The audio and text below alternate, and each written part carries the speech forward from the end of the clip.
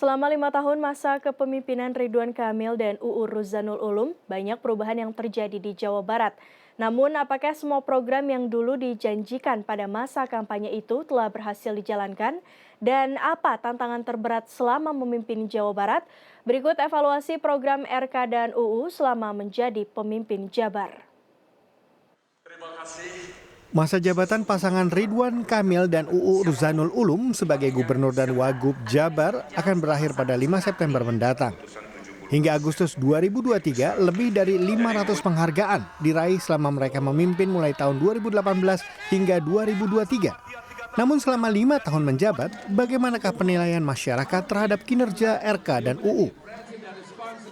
Menurut saya sih bagus.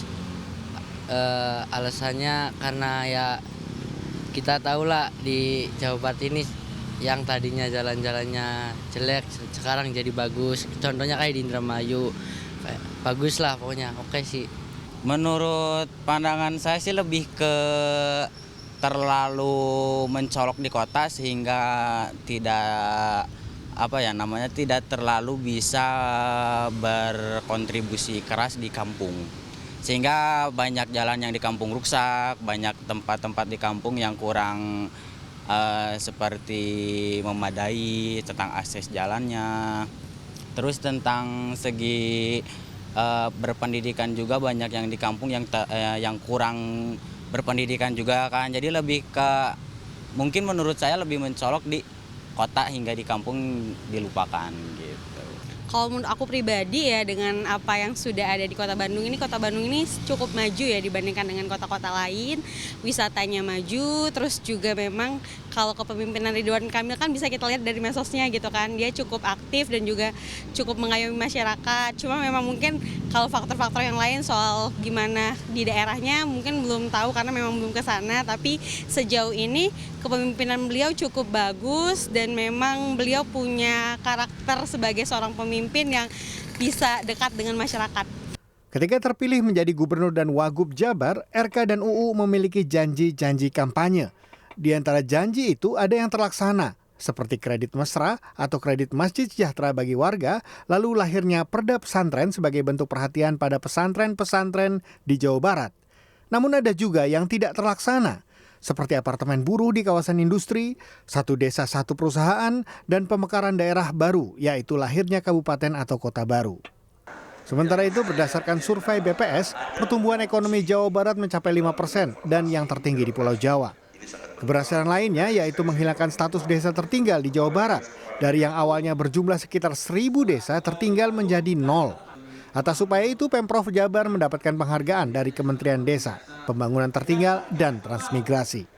Namun selama memimpin Jawa Barat, yang dikatakan sebagai tantangan terbesar yang harus dihadapi justru menghadapi pandemi COVID-19.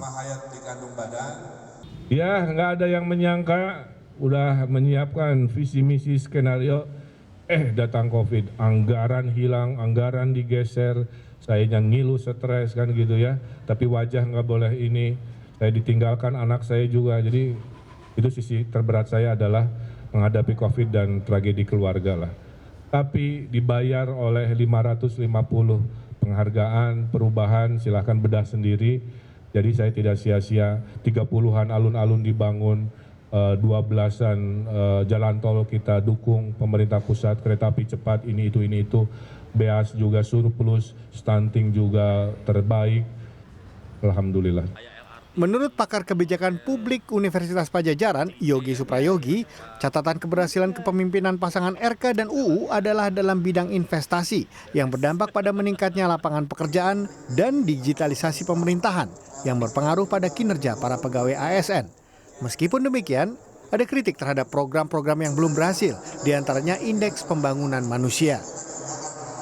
Nah, Indeks Pembangunan Manusia kita itu masih jomplang antara utara dengan selatan, di mana disparitas tenaga guru itu masih kurang sekali di selatan. Ya karena ini bukan hanya Provinsi Jawa Barat saja, tapi kabupaten kota juga harusnya berperan tadi memberikan banyak guru-guru terutama di daerah selatan gitu ya. Nah, ini harus menjadi highlight gubernur berikutnya karena pendidikan kesehatan dan kemudian daya saing ini ya dalam bentuk indeks pembangunan manusia ini menjadi kunci sebetulnya provinsi yang berhasil.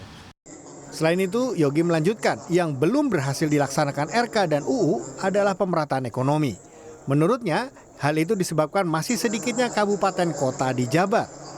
Kabupaten kota di Jawa Barat berjumlah 28, lebih sedikit jika dibandingkan dengan Jawa Tengah, 35 kabupaten kota, atau Jawa Timur dengan 38 kabupaten kota.